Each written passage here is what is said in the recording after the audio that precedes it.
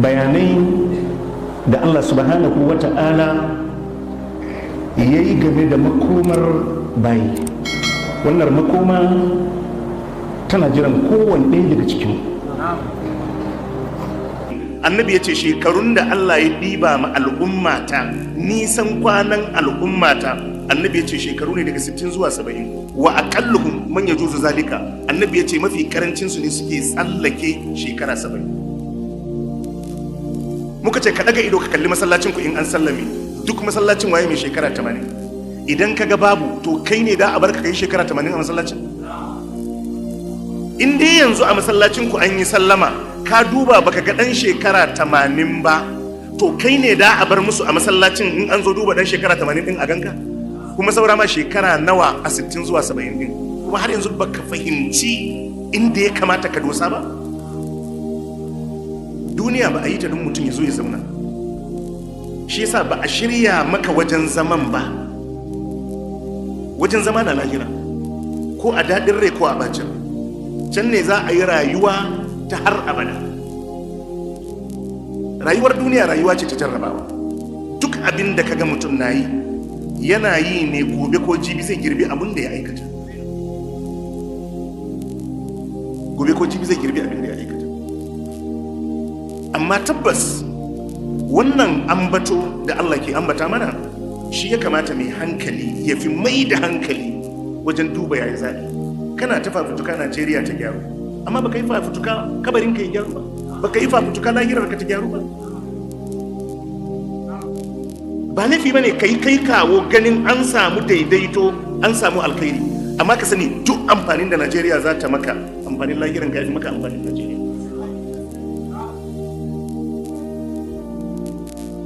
Saboda ka dinga sara, kana duba bakin gatar, kana duba duniyarka yaya za ta yi kyau, kana duba lahirarka yaya za ta yi kyau, kana duba duniyarka yaya za ta yi kyau, kana duba lahirarka yaya za ta yi kyau. To wanda ya gamu da wannan bacin rai, Allah ya tsare, ya gamu da bacin ran da bai saran da zai fita ciki. Duk fafutukar anan ne, duk fafutukar anan ne. So ba in ka mutu za a je a ware maka wani waje ne a ce to yanzu tsaya ka yi aiki ba. Wannan kai kawo da muke yi tsakanin dare da wuni shine abinda za mu amfani duniyar, a cikinsa kuma za mu amfani lahira. Wallahi karka yi wa dare kanka. Sai Allah ya ce alladhina ittakhadhu dinahum lahawan wa la'iban wa gharratuhum alhayatu ad-dunya wal yawma nansahum kama nasu liqa'a yawmihim hadha wa ma kanu bi ayatina alladhina ittakhadhu dinahum lahawan wa la'iban. Allah ya ce su ne wanda suka rike addinin su wasa da shagala. Wa garratuhumul hayatud dunya. Allah ya ce rayuwar duniya ta ruɗe su. Addinin su ba su dauke shi ya taka kara ya karya ba. So idan ya shiga mitin dinsa ba ruwansa da lokacin sallah yayi. In ya so zai zo ya hada azhar din da la'asar din da magariban da isha. Sai rayuwar duniya idan ta ruɗe mutum biyu babu yake. Ita dai rayuwar duniya da ka ganta, can tsarin da Allah ya mata dama babu settling a cikinta. So yadda za ka ɗaga ido ka kalli mahaifinka yau shekaransa 60 da yana neman abin da za a yi cefane, to tun ran da ya auri mamanku yake cefanen. Kaga dai cefanen nan inda ana ritaya ya kamata wa'yansu su yi, saboda sun jima suna yi, haka ne. To idan ka ce neman abinci ne zai hana tsaye da sallah, yaushe za ka gama? Zai gamu? Ba zai gamu ba. Gidan lahira, gidan aljanna, Allah nan da ya kira ta darussalam, ya shirya komai, ko ruwa za ka sha da zai kware ka, saboda an yi settling komai. Amma a duniya wallahi yaudarar kanka zaka. Duk tudun da ka gani baka isa ka hau doron duniya ba, duk wayonka, duk su fir'auna haka suka bar duniyan nan da bacin rai. Mulki kowane irin mulki ne sun samu, su karuna duk kudin da ake samu sun samu, dama kowace irin dama ce su hamana sun samu, amma wallahi duk da bacin rai suka bar duniya. saboda kar ka dauka in kai tela ne ka karbi kudin mutum kai wadare shi wai za ka yi settling ne ba ta lokacin kana kai. Idan kai kafinta ne ko kai electrician ne an baka aiki kai overestimate ka kakkara in miliyan 100 ka kara ba za ka yi settling ba, wallahi ba za ka yi settling ba, ba za ka yi ba, kawai za ka yi ta tara ma kanka kaya ne kuma bukata ba ta biya ba. Kaga mutum shekaransa 60 duk abin da za a yi a cuci jihar su da hannunsa a ciki. Shekara 60 wani ya haura 60 duk badakalar da za a yi na cutan al'ummar kasarsa da hannunsa a ciki.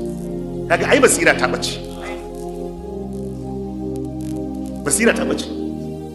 Ya shekara 60 ya shekara 55 a duniya duk badakalar da za a yi a karamar hukumar su da hannunsa a ciki.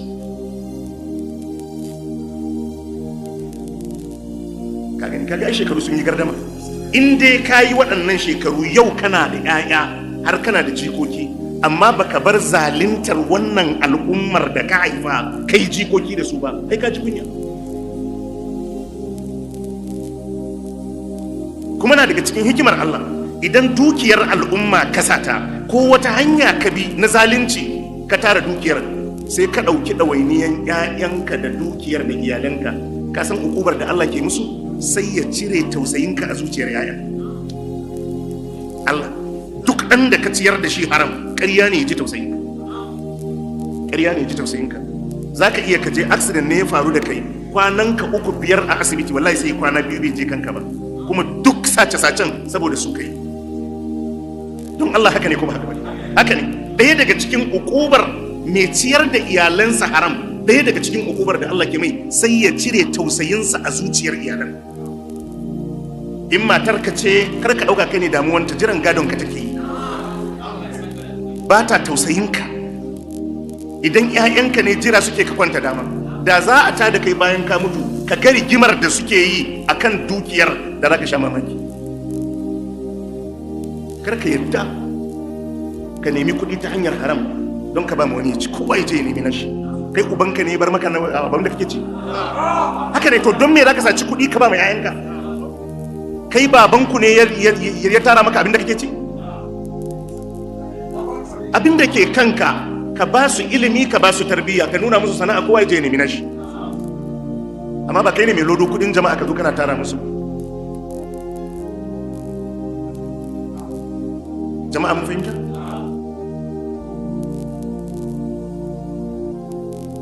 Alladhina takadu dinahum la'iban wa lahawan.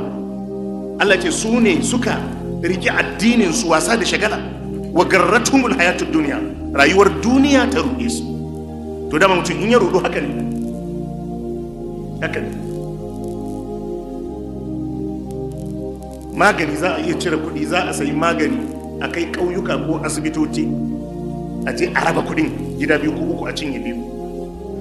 Magani fa, magani da jama'ar su za su sha, magani da jama'ar su za su sha.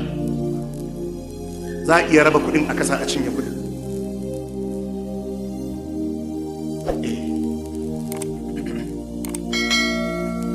Allah ya ce alladhina takadu dinahum lahwan wa la'iban, su ne waɗanda suka riki addinin su wasa da shagala, wa garrathumul hayatud dunya, rayuwar duniya ta ruɗe su.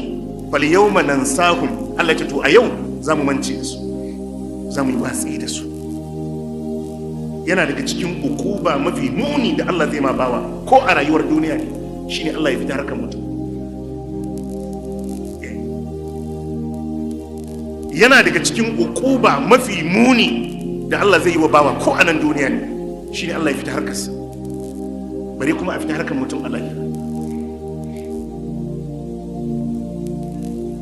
Allah ya ce fal yawma nansahum, a yau za mu yi watsi da su, za mu bar su a cikin halin kakanikayi, kama na su liƙa a yaumihim haza, kamar yadda suka mance suka yi watsi da haɗuwa da wannan ranar tasu ta ranar alkiyama, wadda duk maganar da ake na alkiyaman nan ko a cikinsa.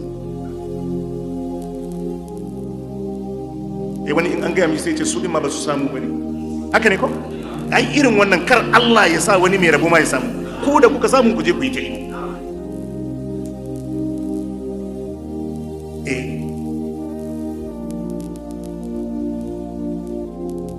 Allah ya sabdace.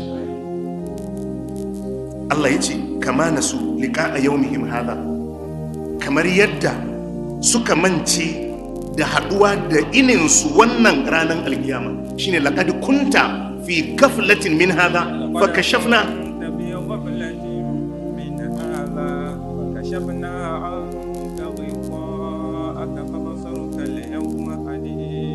Allah zai ce laqad kunta fi ghaflatin min hadha, ka kasance cikin rabkana game da yau, abinda zai faru a yau na ranar hisabi, rayuwar da kai a duniya ko a cikinka. Laqad kunta fi ghaflatin min hadha, hakika ka kasance cikin rabkana game da wannan abin da yake faruwa na hisabi na tsayuwar alkiyama.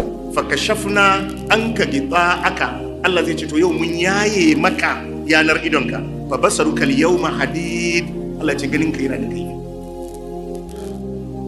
Wa ma kanu bi ayatina yajhadun, da kuma abinda suka kasance na ayoyinmu suna musunsu, suna inkarin su. Sun dauki addinin su wasa, sun dauki addinin su shagala, rayuwar duniya ta ruɗe su. Allah ya ce za mu mance da su, mu yi watsi da su a yau ranar alkiyama. Kama nasu liqa a yawmihim hadha, kamar yadda su ma suka yi watsi da haduwa da wannan inin nasu na alkiyama. Wa ma kanu bi ayatina yajhadun, da kuma musu da suka dinga yi game da ayoyin Allah. So dukkan waɗannan abubuwa tabbatattu ne. An riga an yi wuta tana nan, ba sai an yi tashin kiyama a yi ta. Aljanna tana nan, duk abin da za a ambata maka tabbatattu ne. Lokaci kawai ake jira na faruwar abin da zai faru. To sai Allah ya ce ولقد جئناهم بكتاب فصلناه على علم هدى ورحمة لقوم يؤمنون هل ينظرون إلا تأويلا يوم يأتي تأويله يقول الذين نسوه من قبل